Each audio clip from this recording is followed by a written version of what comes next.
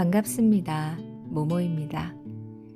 먼 옛날 사람들은 우리 몸이 어떻게 작동하는지, 질병에 왜 걸리는지 알지 못했습니다. 그러다 보니 질병을 낫게 해달라며 신에게 빌고 엉뚱하고 기상천외한 방법들에 매달렸죠. 심지어 염소 오줌으로 목욕을 하거나 스스로 채찍질을 하기도 했답니다. 지금 생각하면 말도 안 되는 방법이지만 당시에는 어쩔 수가 없었어요. 과거와 달리 오늘날에는 질병의 원인과 증상을 발빠르게 밝혀내고 그에 맞는 치료를 받을 수 있습니다. 모두 눈부시게 발전한 의학의 힘 덕분이죠. 오늘 소개해드릴 이야기는 의학의 발전에 영향을 끼친 선구자들의 이야기입니다. 과거 의학자들의 끝없는 연구와 실험, 열정을 토대로 의학의 역사를 소개해 드립니다. 이야기 형식으로 구성되어서 쉽게 들으실 수 있을 겁니다. 그럼 현대 의학의 역사, 지금부터 시작합니다.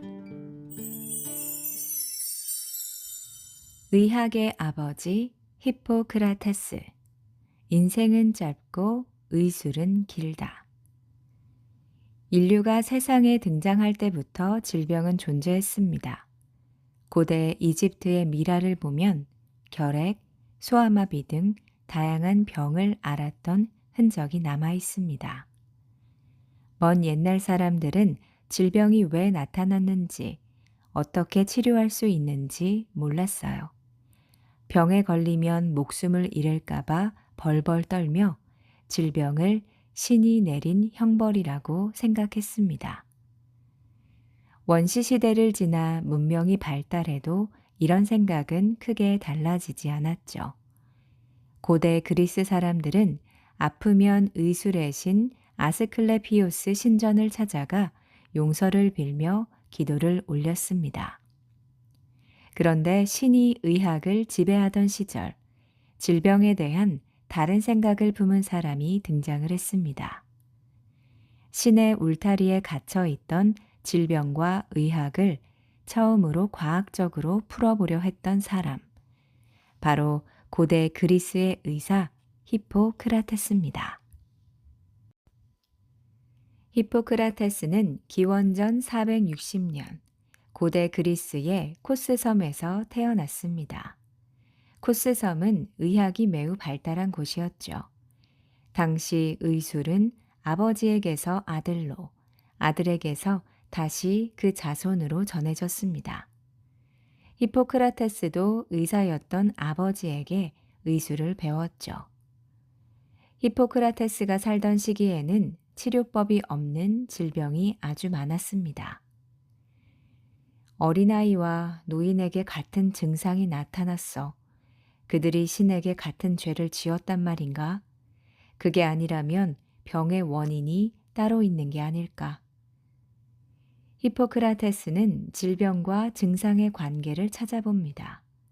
환자를 진료하면서 얼굴색과 호흡을 살피고 허파에서 나는 소리를 직접 들어보기도 했죠. 때로는 콧물이나 고름, 대소변 등을 직접 만져보고 맛을 보기도 했습니다. 진료 과정을 꼼꼼하게 기록해서 병의 원인을 찾는 데 힘을 썼습니다. 그렇게 반복한 끝에 히포크라테스는 한 가지 결론을 내립니다. 모든 병에는 원인이 있고 그 원인을 알면 사람이 직접 치료할 수 있다. 지금 생각해보면 당연한 말이지만 신과 질병을 떼어놓고 의학을 바라본 사람은 히포크라테스가 처음이었습니다. 질병의 원인을 설명한 사체액설. 히포크라테스는 고향을 떠나 떠돌이 의사로 생활했습니다.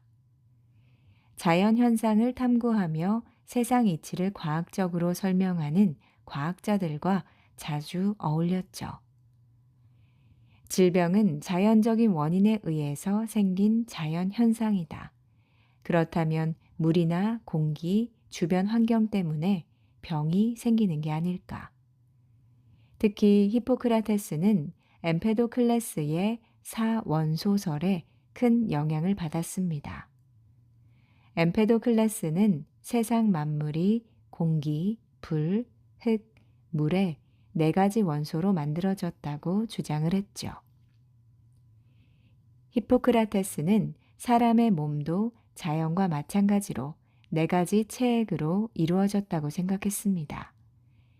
네 가지 체액은 피, 점액, 노란 담즙, 검은 담즙이었죠.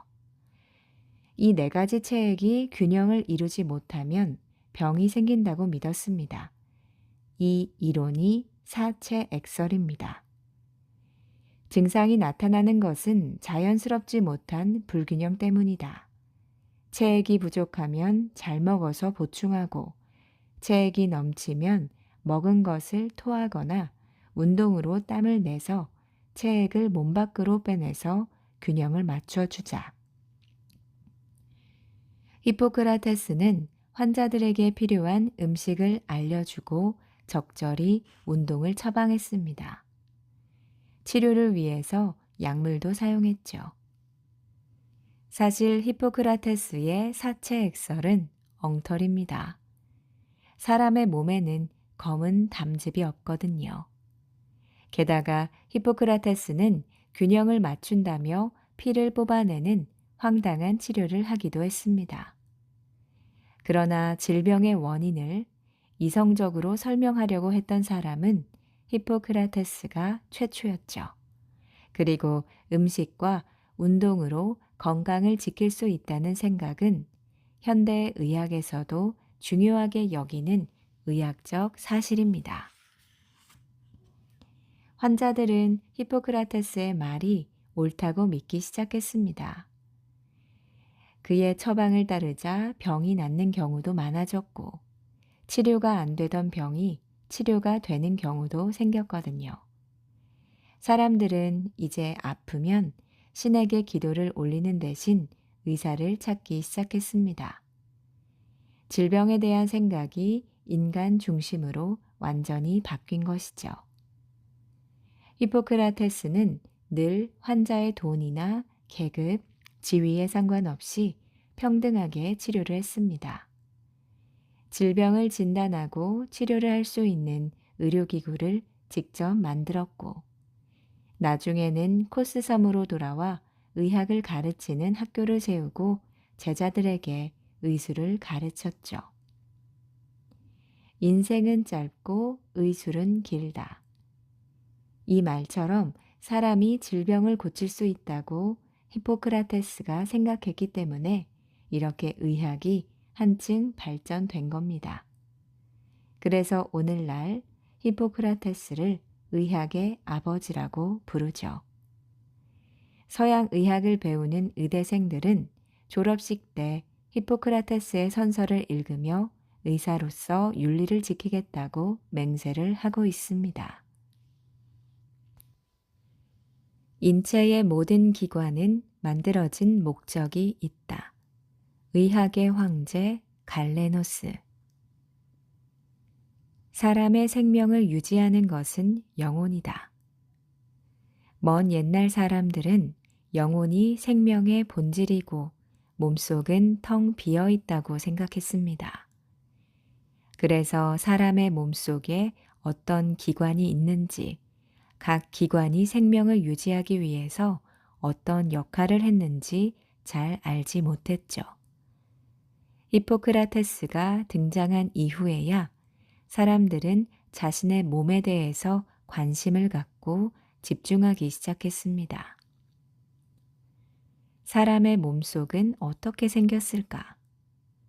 또한 병을 치료하기 위해서는 눈에 보이지 않는 몸속 기관의 구조를 파악하고 어떤 방식으로 움직이는지 이해하는 것이 중요하다는 걸 처음으로 깨달은 사람이 나타났습니다. 사람의 장기와 뼈, 근육 등을 관찰하는 일은 병을 진단하고 치료하는 일의 토대가 된다. 바로 로마의 의사 갈레노스입니다. 히포크라테스와 함께 고대 서양 의학을 대표하는 인물이죠. 히포크라테스가 세상을 떠나고 약 500년이 지난 129년경, 고대 로마 제국의 도시 페르가몬에서 갈레노스가 태어납니다.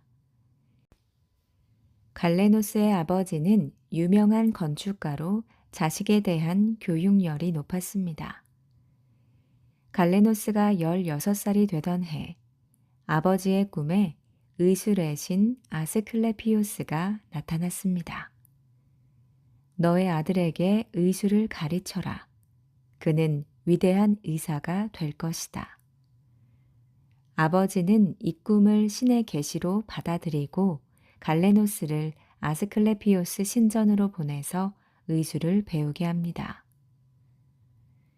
갈레노스는 유명한 의사들을 찾아다니며 여러 도시를 여행하고 새로운 의학 지식을 쌓아 나갔습니다. 이집트의 알렉산드리아에서도 의학교를 다니면서 이곳에서 히포크라테스 전집을 공부하며 사체 액설을 자세하게 연구해서 발전을 시켰죠. 여느 때처럼 히포크라테스 전집을 보던 갈레노스는 처음으로 해부학 그림을 보게 됩니다. 독수리가 쪼아먹어서 앙상한 뼈를 그린 그림이었죠. 이게 사람 뼈라니. 인체는 어떤 구조일까? 숨은 어떻게 쉴 수 있지? 피는 어떻게 흐를까? 갈레노스는 사람의 몸속이 더욱 궁금해졌습니다.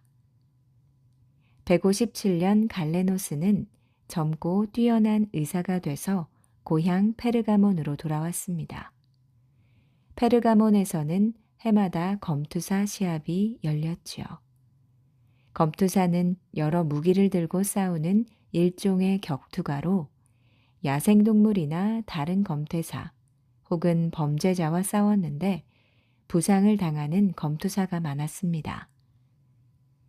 로마 황제를 치료하는 의사가 된 갈레노스는 황제와 함께 검투사들의 싸움을 구경하며 승자를 치료해 주곤 했습니다. 어긋난 뼈를 맞추고 머리에 난 상처를 치료하고 때로는 찢어진 근육과 피부를 꿰매는 수술도 했지요. 갈레노스는 자연스럽게 몸속의 구조와 기능에 대해서 생각을 하게 됩니다. 우리의 몸은 각종 장기와 뼈, 근육 등으로 이루어져 있구나. 인간의 몸속은 왜 이렇게 구조가 복잡할까?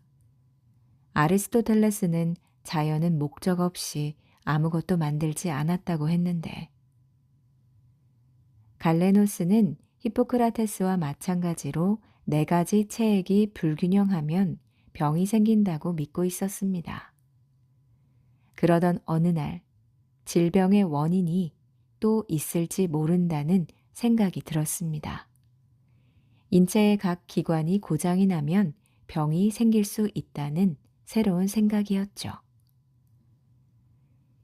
갈레노스의 생각은 질병을 사람이 고칠 수 있다고 생각한 히포크라테스에 접근해서 한 발 더 나아간 것입니다. 비로소 의학이 인간의 몸에 가까이 다가간 거죠. 갈레노스는 병을 고치기 위해서 우리 몸속의 기관들이 어떻게 이루어져 있는지, 어떻게 움직이는지 알아야 한다고 생각했습니다. 그러기 위해서는 해부가 필요했죠. 그러나 고대 로마 제국은 사람의 몸을 해부하지 못하도록 법으로 엄격히 금지했습니다. 갈레노스는 동물과 사람의 겉모습은 서로 다르지만 모든 생물의 기관은 똑같이 작용할 거라고 짐작했죠. 그래서 돼지, 개, 원숭이 등 동물의 몸을 열어서 살펴봅니다. 결국 갈레노스는 신경계와 뇌, 심장의 구조 등 여러 기관의 기능을 밝혀냈습니다. 사람의 말을 통제하는 기관은 바로 뇌였구나. 우리 몸 속에는 정맥과 동맥, 두 종류의 혈관이 있어. 동맥은 공기가 아니라 혈액이 지나가는 길이고, 간에서 피가 만들어지는구나. 물론 갈레노스의 해부학 지식이 모두 옳지는 않았습니다. 정확히 맞는 것도 있고 완전히 틀린 것도 있었죠. 몸속에 정맥과 동맥 두 종류의 혈관이 있는 건 사실이지만 피는 간에서 만들어지지 않잖아요. 그렇지만 갈레노스는 해부학으로 쌓은 지식을 이용해서 여러 치료법을 개발합니다.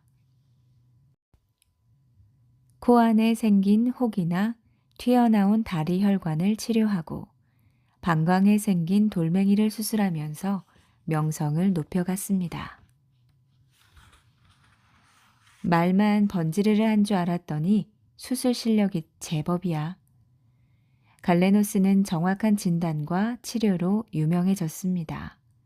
그리고 직접 해부하고 의사로 일하면서 지식들을 수백 권의 책과 논문으로 펴냈죠. 갈레노스가 쓴 책은 서양 의학의 토대가 되었을 뿐 아니라 1500년 동안 서양 의학에 강력하게 영향을 미쳤습니다. 히포크라테스보다 더 막강하고 훨씬 오랫동안 서양 의학을 지배한 사람, 바로 갈레노스였습니다. 갈레노스를 반박한 해부학의 아버지, 베살리우스. 갈레노스가 세상을 떠나고 무려 1500년 동안 갈레노스의 주장이 틀렸다고 지적한 사람은 없었습니다. 그런데 16세기 갈레노스의 신성한 가르침에 의문을 제기한 사람, 바로 벨기에 출신 의사 베살리우스였죠. 프랑스에서 의과대학을 졸업한 베살리우스는 갈레노스가 쓴 해부학 책만 들여다보는 게 답답했습니다.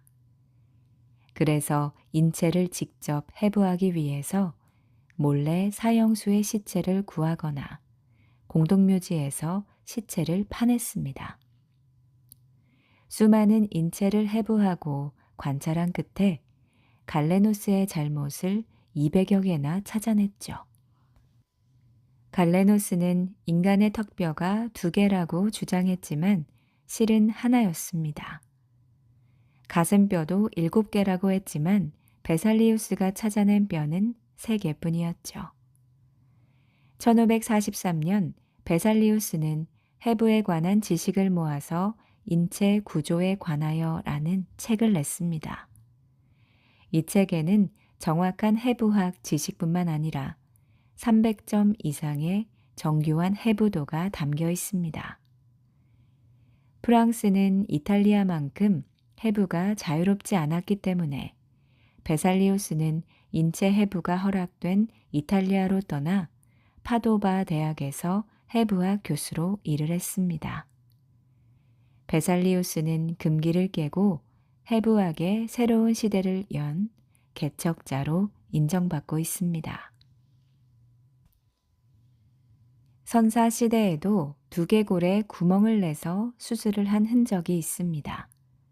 고대 그리스에서도 의사들이 직접 수술을 했죠. 히포크라테스 전집에는 이렇게 적혀 있습니다.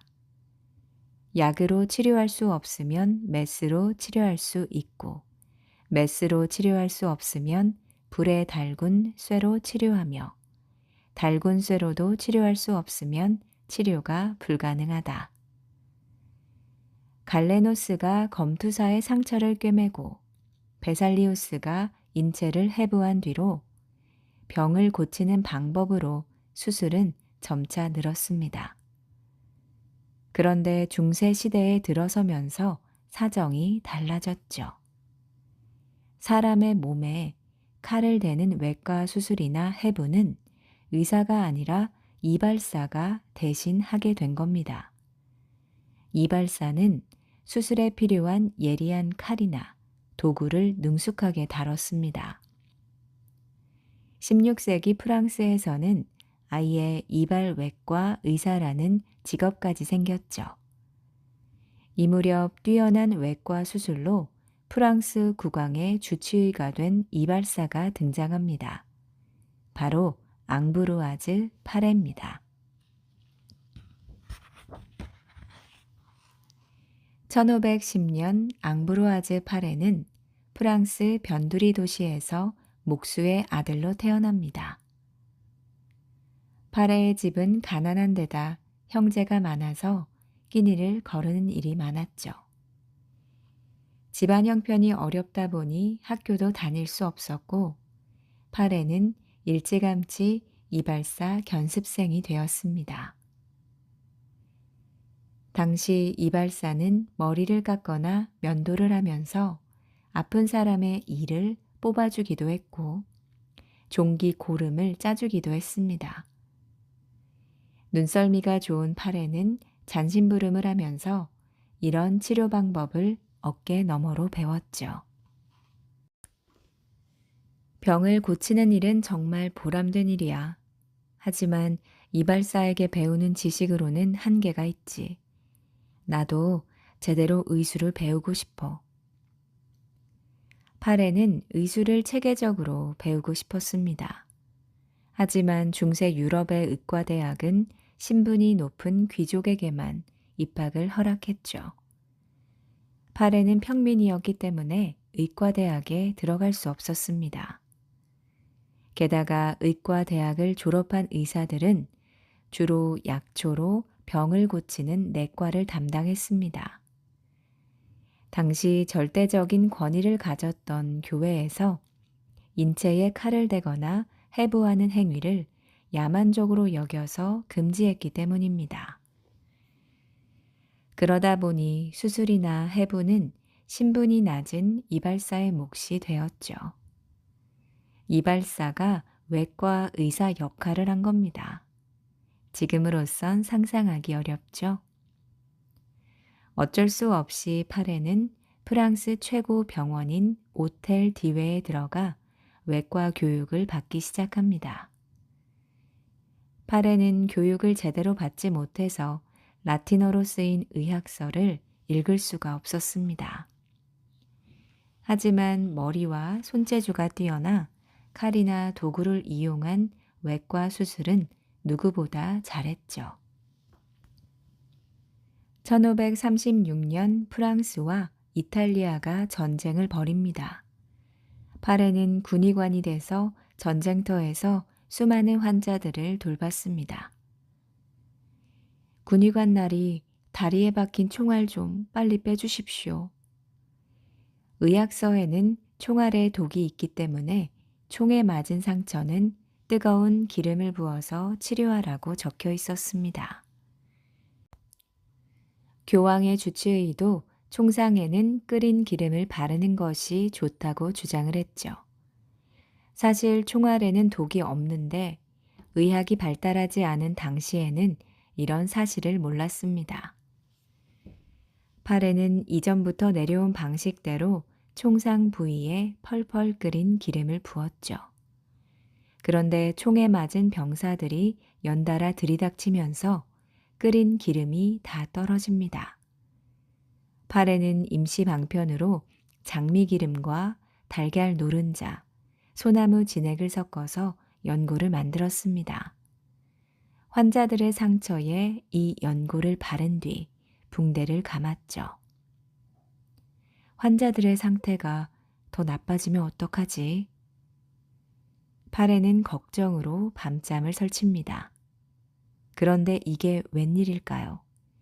연고를 바른 환자들은 고통 없이 평온하게 잠들어 있었고 뜨거운 기름을 부었던 환자들은 상처가 부어올라서 밤새도록 높은 열에 시달리고 있었습니다. 그 순간 파레는 오랫동안 내려온 치료법이 잘못됐음을 깨달았죠. 엉터리 치료법을 아무 의심 없이 그대로 따라하고 있었다니. 앞으로 끓인 기름으로 총상을 치료하는 일은 없을 거야. 이제 스스로 터득한 치료법이 아니면 쓰지 않겠어. 그날부터 파레는 자신이 경험하면서 얻은 지식으로 새로운 치료법을 개발하기 시작합니다. 3년 만에 전쟁이 끝나고 그동안 파레의 명성은 높아져 있었지요. 그런데 1551년 다시 전쟁이 벌어집니다. 이번에도 파레는 군대의 부름을 받아서 수많은 환자를 치료했는데 부상의 부위에 감염이 심해져서 팔이나 다리를 잘라내야 하는 환자가 늘어났습니다. 피가 멈추지 않습니다. 달군 쇠로 찢어야 할 것 같아요. 당시에는 출혈을 멈추려면 뜨겁게 달군 쇠로 상처 부위를 지지는 방법을 널리 썼습니다. 환자가 겪는 고통은 이루 말할 수가 없었죠. 마취도 하지 않은 상태에서 치료를 받으면서 환자들은 고통으로 몸부림쳤습니다. 파레는 연구를 거듭한 끝에 새로운 수술법을 개발합니다. 피가 쏟아지는 동맥의 끝부분을 잡고 얇은 명주실로 묶는 방법이었죠. 새로운 수술법은 달군 쇠로 지지는 것보다 통증이 훨씬 적고 피도 금방 멈추게 했습니다. 이 수술법이 바로 현대의학에서도 널리 사용되고 있는 외과 수술 방법입니다. 그 뒤로 파레는 30여 년 동안 전쟁이 터질 때마다 달려나가 부상자를 치료했습니다. 한 번은 포로로 잡힌 적이 있었는데 적군 대령의 다리에 난 상처를 치료하게 되었죠. 이 때문에 적군이지만 파레를 풀어주기도 합니다. 전쟁터의 군인들은 파레의 뛰어난 외과 의술과 훌륭한 인격을 칭찬했습니다. 하지만 파레는 의사로서 겸손함을 잃지 않고 이렇게 말했죠. 나는 붕대를 감았을 뿐 상처는 신이 낫게 한다. 오늘날 외과 의술의 기초를 닦은 파레는 외과학의 아버지로 칭송받고 있습니다. 이발사가 도맡았던 외과 수술은 파레로 인해서 의학의 한 분야가 되었죠. 오늘날 외과는 다양한 질병과 부상을 치료하고 생명을 구하는데 중요한 역할을 하고 있습니다. 사람의 몸은 한 나라와 같다. 한의학 집대성 허준. 옛날 우리 조상들은 전염병이 돌면 나쁜 귀신이 들어왔다고 생각해서 무당을 불러 구판을 벌였습니다. 때로는 잡기와 깨끗하지 못한 것이 집에 들어오지 못하게 대문에 부적을 붙이거나 새끼줄로 금줄을 치기도 했죠. 허주는 그 모습이 무척 안타까웠습니다. 병을 얻은 백성들이 의지할 곳이 무당이나 부적 같은 미신밖에 없다니. 당시에 병을 고치는 의원은 돈이 많고 신분이 높은 양반들 차지였습니다. 힘없고 가난한 백성들은 의원을 만나기는커녕 약 한 번 제대로 써보지 못하고 죽어갔죠. 그리고 의학서도 어려운 한자로 쓰여 있었기 때문에 백성들에게는 소용이 없었습니다. 조선 최고의 명의 허주는 아픈 백성들을 위해서 의학서를 쓰기 시작합니다. 양반 가문에서 태어난 서자. 1539년 허주는 대대로 무관인 집안에서 서자로 태어납니다. 조선시대에는 첫째 부인이 낳은 자식이 아니면 서자가 돼서 사회적으로 차별을 받았습니다. 그러나 허준의 아버지는 허준을 차별하지 않았고 서당에 보내서 그를 가르쳤죠. 어른이 된 허준은 마을에서 유명한 의원의 제자가 되었습니다. 모두 낯선 환경이었지만 금방 의술에 푹 빠졌죠. 스승에게서 맥을 짚고 침을 놓는 법을 틈틈이 배우며 의학서도 읽었습니다. 그리고 약방에 있는 약재의 이름과 모양도 달달 외웠죠. 하루는 약초를 공부하려고 약초꾼을 따라 산에 올랐습니다. 약초꾼이 단너삼을 발견했다며 허준을 불렀습니다. 단너삼이 뭔가요? 아니, 의원이 된다면서 약초 이름도 몰라요? 황기가 단너삼이잖아요. 허준은 그제야 똑같은 약초인데도 백성들이 부르는 이름과 의학서에 쓰인 이름이 다르다는 걸 알았습니다. 이 사실을 깨닫고 허준은 조금 더 쉽게 의학서를 써야겠다고 생각을 했죠. 1574년 허준은 의관을 뽑는 내의원 시험을 통과합니다. 내의원은 왕과 왕실의 건강을 지키고 병을 치료하는 곳이죠. 진정한 의원이라면 신분이나 재산과 상관없이 환자를 잘 치료해야 돼. 허준은 신분을 가리지 않고 환자를 정성껏 돌보며 묵묵히 내의원 생활을 했습니다. 게다가 뛰어난 의술로 왕에게도 인정을 받았죠. 왕의 총애가 더욱 커지면서 허준은 서자인데도 불구하고 왕의 주치의가 됩니다. 1592년 임진왜란이 일어났고 전쟁의 흉년까지 들어 백성들은 속수무책으로 죽어갔습니다. 전쟁이 끝난 뒤 전염병이 돌고 가난하고 힘없는 백성들은 제대로 치료 한번 받지 못한 채 병을 앓다 죽어갔죠. 조선 땅에는 백성이 기댈 수 있는 의술이 없구나. 어느 날 왕이 허준을 불러 명을 내립니다. 백성들이 쉽게 볼 수 있는 의학서를 만들자. 단 3가지 원칙이 있다. 첫 번째는 단순히 병을 고치는 것보다 병을 예방하는 방법을 더 중요하게 다루어라. 두 번째는 처방은 간단하게 요점만 넣어라. 세 번째, 쉽게 구할 수 있는 약재를 쓰고 그 이름은 백성들이 알기 쉽게 하라.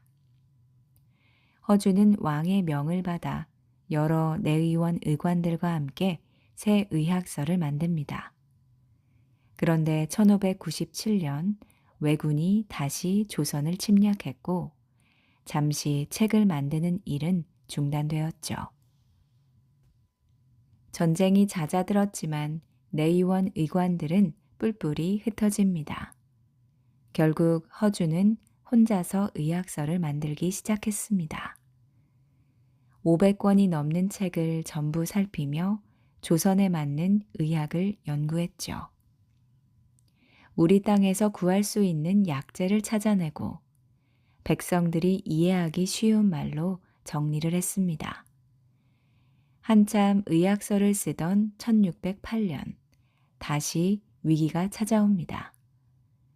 왕이 큰 병을 얻어 세상을 떠난 거죠. 허준은 왕을 살리지 못했다는 죄로 유배를 떠납니다. 누구보다 나라와 백성을 위한 허준이었지만 신하들의 요구로 유배를 갈 수밖에 없었죠. 유배를 간 허준은 오로지 의학서를 쓰는 일에만 매달렸습니다.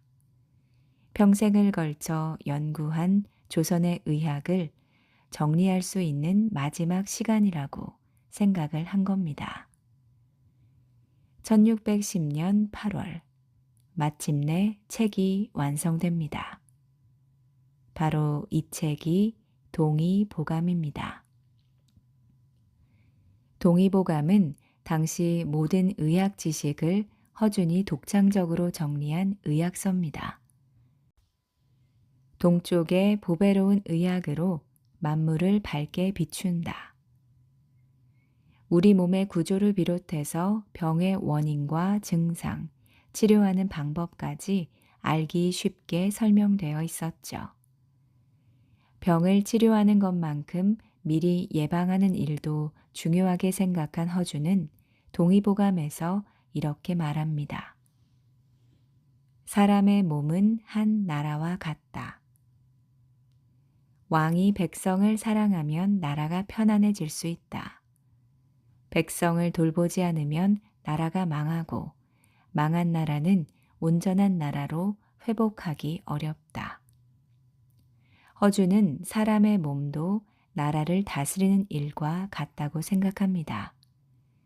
그래서 병이 생기기 전에 몸과 마음을 잘 다스리고 보살피는 것이 건강을 유지하는 최고의 방법이라고 강조합니다.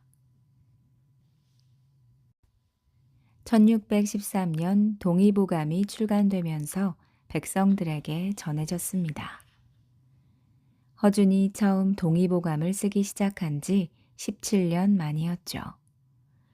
중국인들은 동의보감을 천하의 보물이라고 칭송했고 일본에서도 큰 인기를 끌며 조선 최고의 베스트셀러가 되었습니다. 허준은 마지막까지 의학과 환자만을 생각한 조선의 진정한 의사였습니다. 400년이 넘는 오늘까지 동의보감은 시대와 국경을 넘어 여러 나라에서 읽히고 있습니다. 2009년에는 유네스코 세계기록 유산으로 선정이 되었죠. 뛰어난 의학적 내용뿐만 아니라 세계 최초로 일반인을 위해서 쓰인 의학서라는 가치를 인정받았습니다. 예방접종을 하면 두창을 막을 수 있다. 백신의 선구자, 제너. 두창은 전염병으로 천연두라고 합니다. 두창은 인류가 존재한 만큼 오래됐습니다.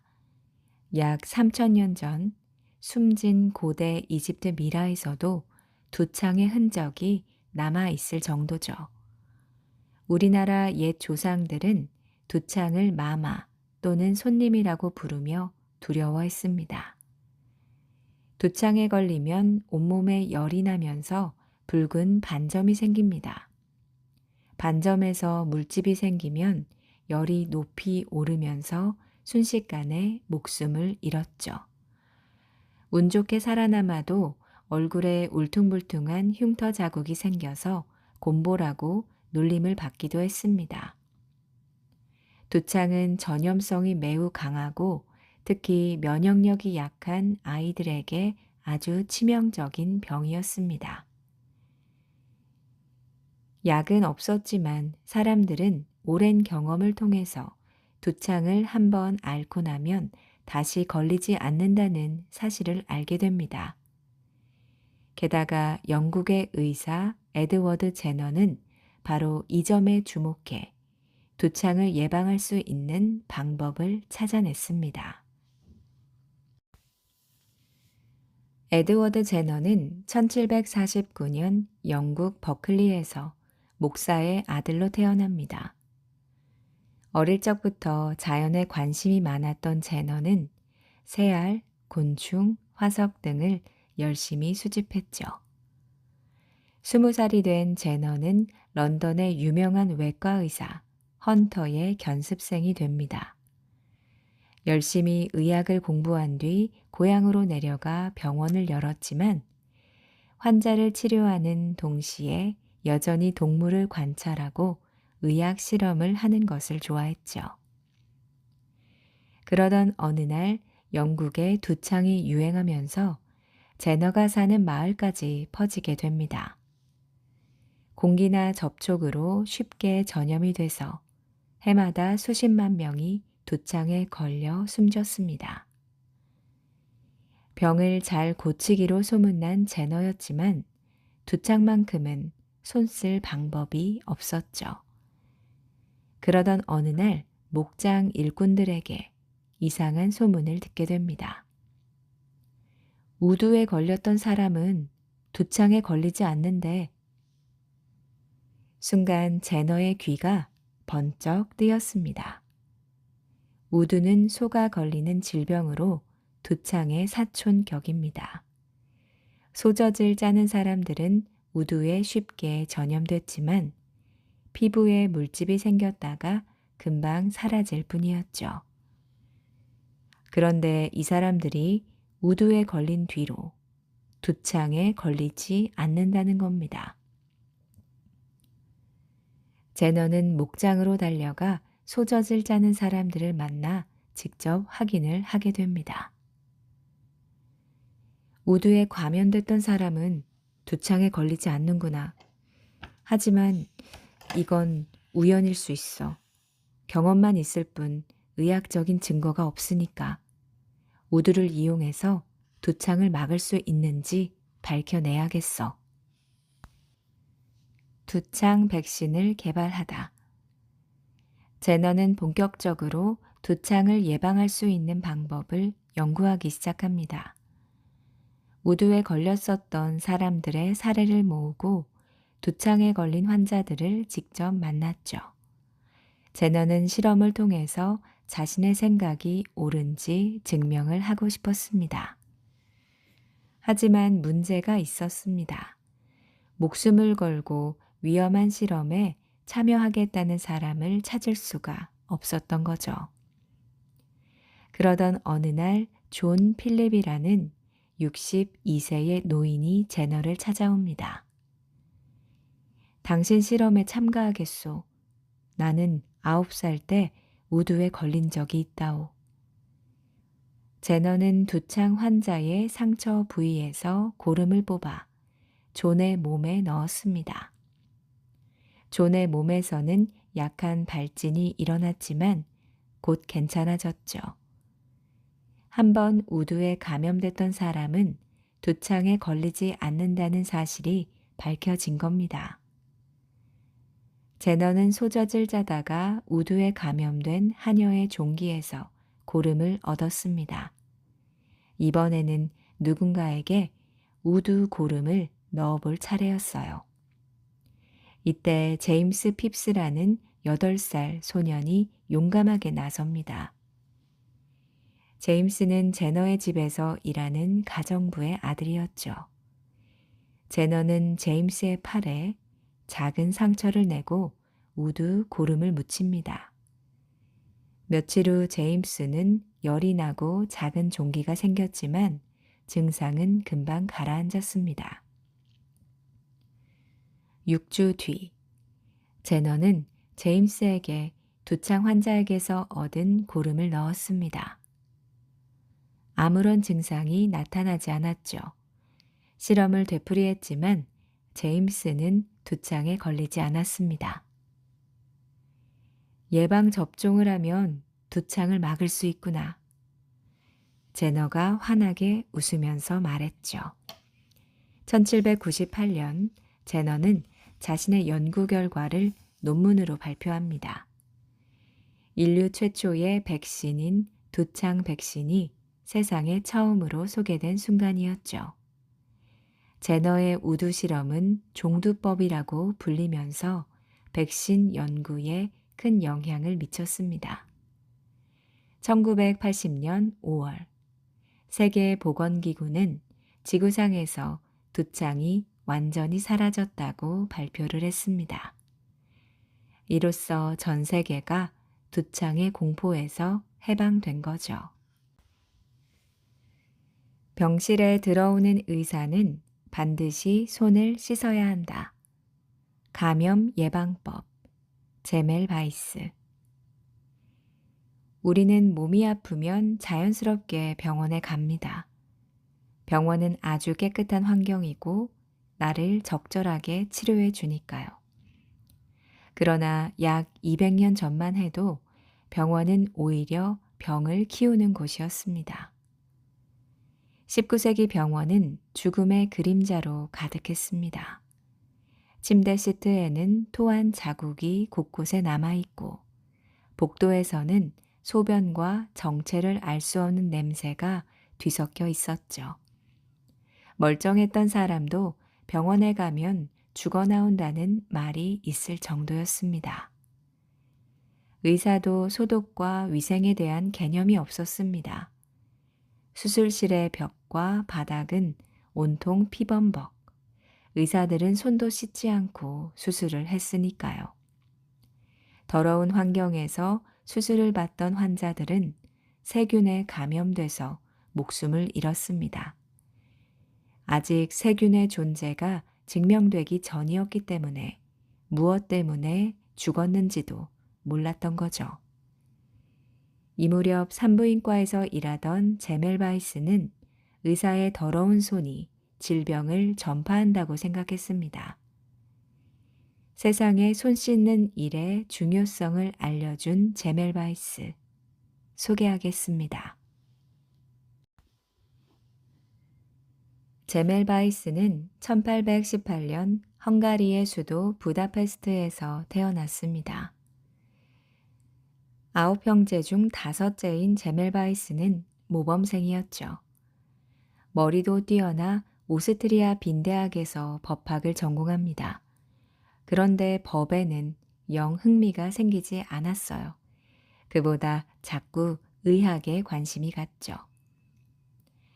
전공을 의학으로 변경한 제멜바이스는 1846년 오스트리아 빈 종합병원에서 산부인과 의사로 일합니다. 당시 지위가 높은 여성들은 집으로 의사를 불러서 출산했지만 일반 가정에서는 병원에 와서 아기를 낳았죠. 그런데 이 병원에서는 괴상한 소문이 떠돕니다. 제1병동에 입원하면 안 돼. 거긴 죽음의 귀신이 떠돌고 있거든. 빈 종합병원의 산부인과 병동은 2개로 나뉘어져 있습니다. 제1병동은 의사와 의대생들이, 제2병동은 출산을 도와주는 조산원들이 맡았죠. 그런데 제1병동에 입원한 산모들이 더 많이 죽는다는 소문이 돈 겁니다. 다른 의사들은 코웃음을 쳤지만 제멜바이스는 뜬 소문으로 넘기지 않았어요. 직접 산모가 사망한 수를 조사했죠.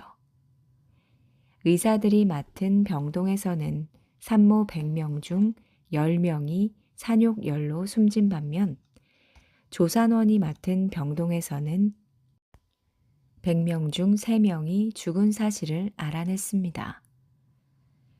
이상하다. 2 병동이 공기나 치료 방법이 비슷한데 왜 조산원보다 의학 지식이 풍부한 의사들이 맡은 병동에서 더 많은 산모가 죽는 걸까? 제멜바이스는 2 병동의 사망률이 다른 이유를 꼭 밝히고 싶었습니다.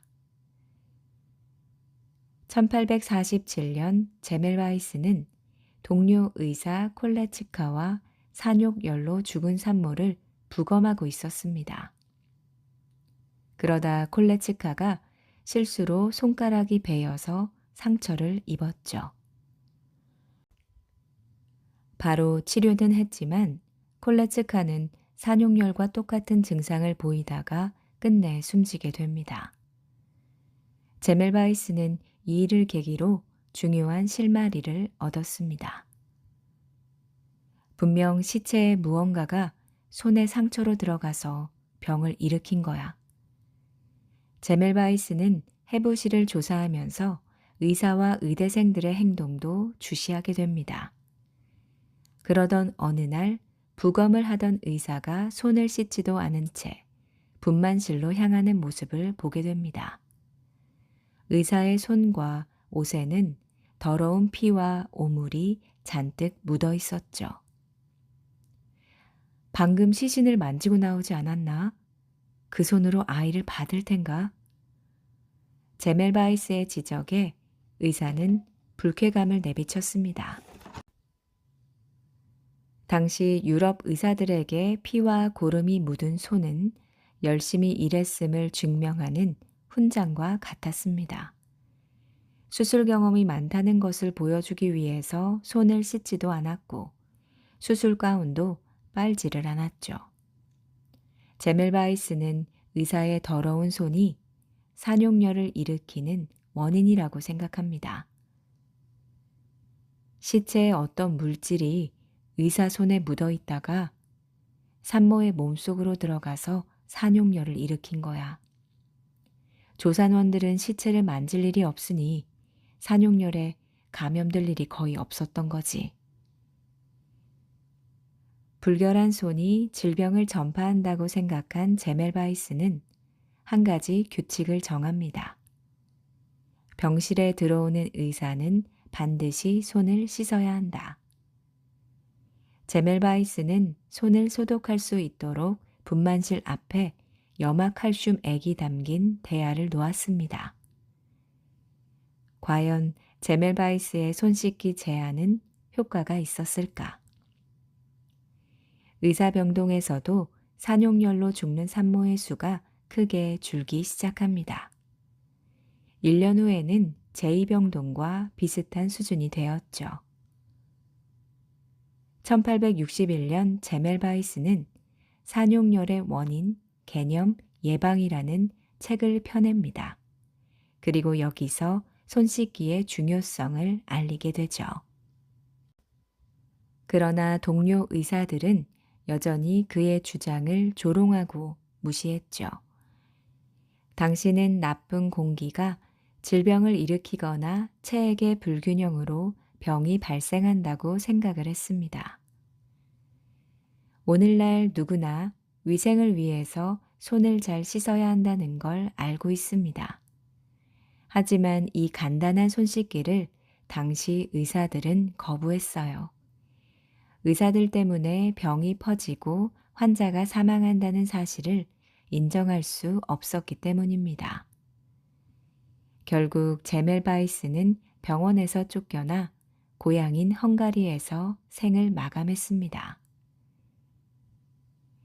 제멜바이스가 발견한 손 씻기는 19세기 후반이 되어서야 병원에서 세균 감염을 예방하는 가장 중요한 방법으로 인정이 되게 됩니다. 오늘날 제멜바이스는 수많은 산모와 아이의 생명을 살린 어머니들의 구세주라는 명예로운 호칭으로 불리고 있습니다.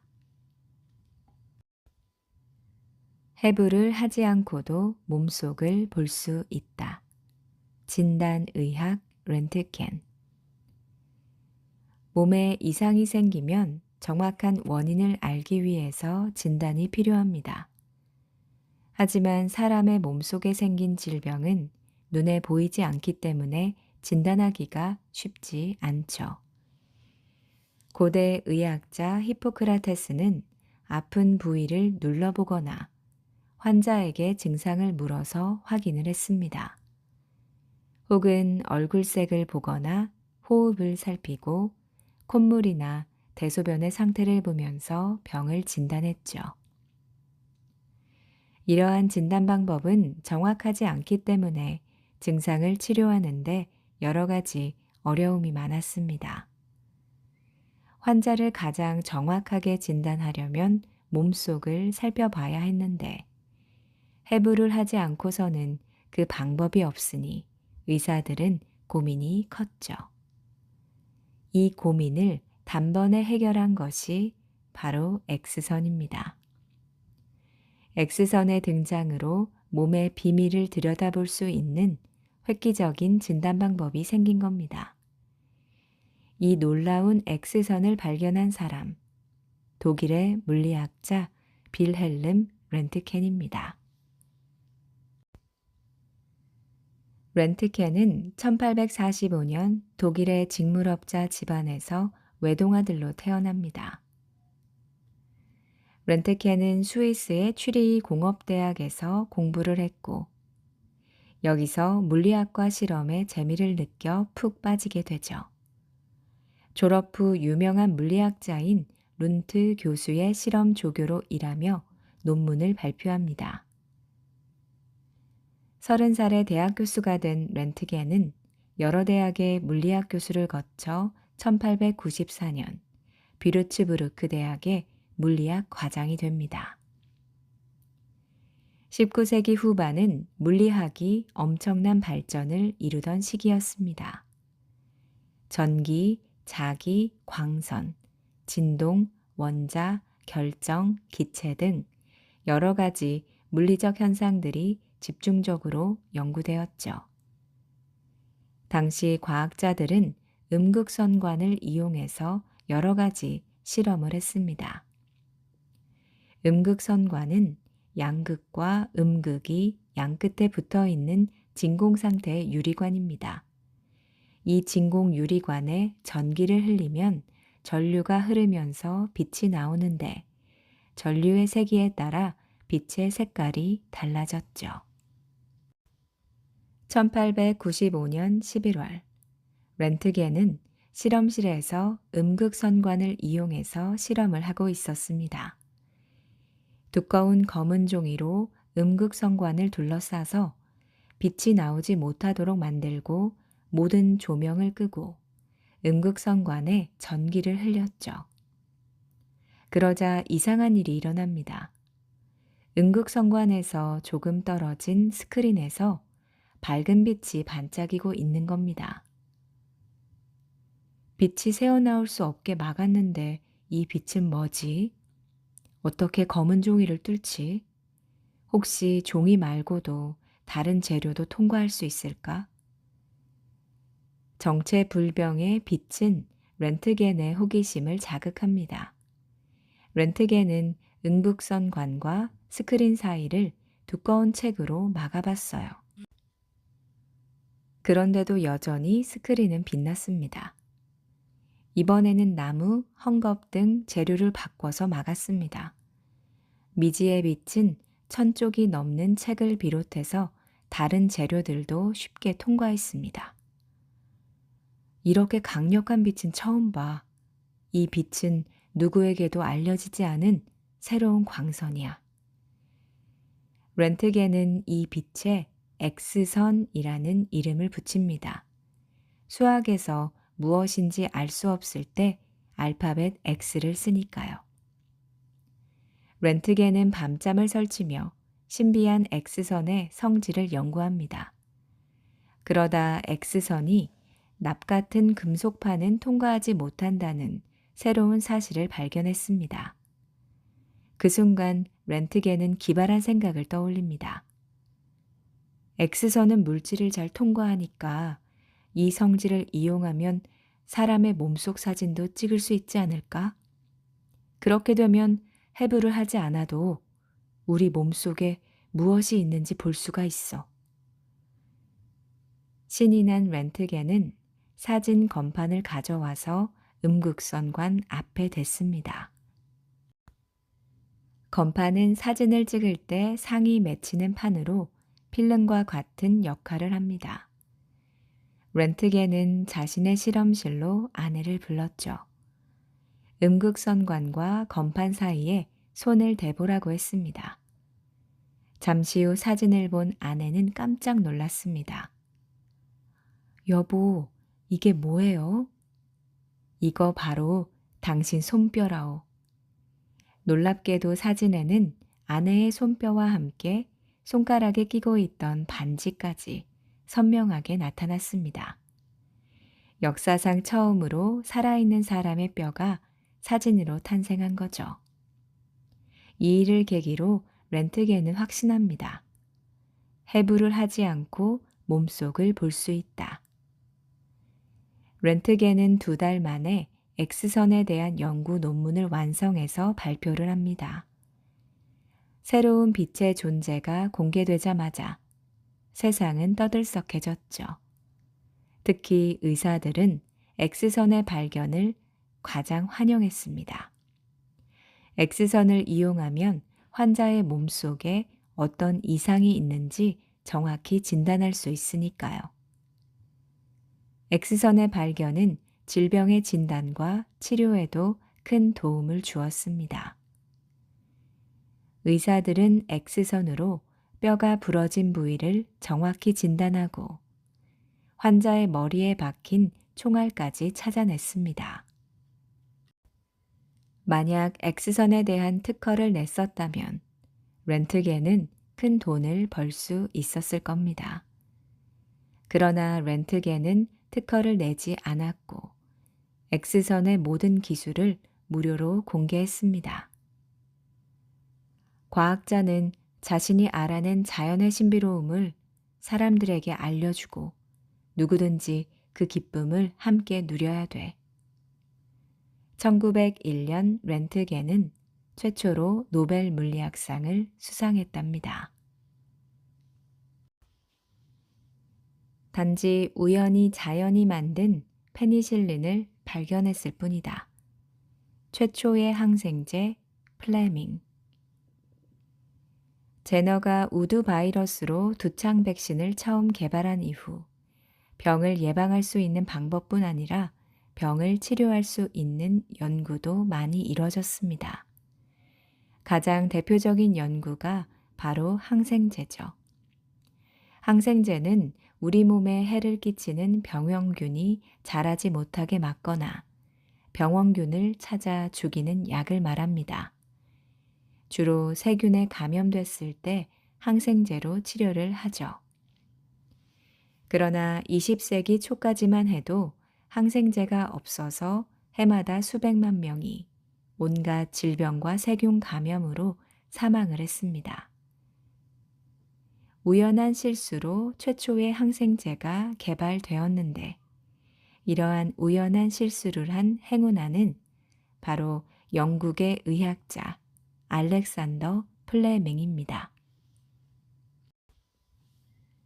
알렉산더 플레밍은 1881년 스코틀랜드의 외딴 농가에서 태어납니다. 8형제 중 7째였던 플레밍은 형제들과 자연을 뛰어다니며 탐험놀이를 즐겼죠. 청년이 된 플레밍은 세인트 메리 의과대학을 졸업한 뒤 미생물 연구에 파묻혀 지냈습니다.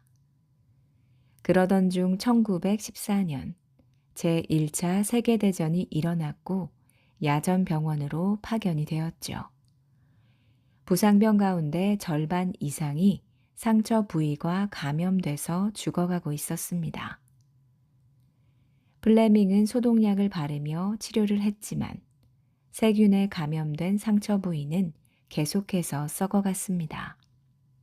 결국 소독약은 감염을 치료하는 데는 아무 소용이 없었던 거죠. 결국 부상자는 세균에 감염된 부위를 자르거나 끝내 숨지게 됩니다.